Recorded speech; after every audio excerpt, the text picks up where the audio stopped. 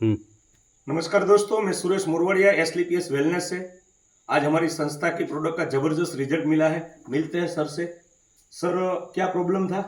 Sir मेरे पापा जी को किडनी का तकलीफ थी। कितने टाइम से था सर? वो 8 महीने से हो गया। बराबर। फिर आपने क्या किया सर?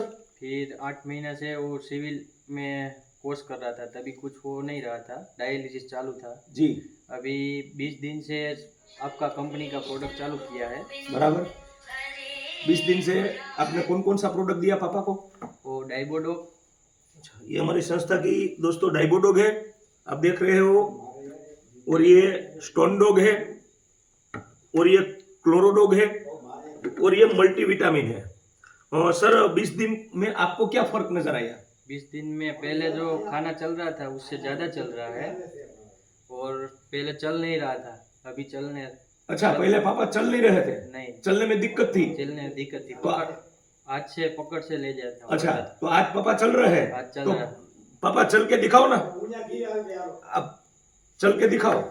हाँ, आप देख रहे हो दोस्तों, पापा बहुत ही अच्छी तरह से चल रहे हैं। सर, ये रिजल्ट आपको 20 दिन में ही मिला? हाँ, 20 दिन में मिल गया। तो आप हमारी संस्था को धन्यवाद कहना चाहोगे? हाँ, धन्यवाद। Thank you SLPS. जय एसलीपीएस, विजय एसलीपीएस।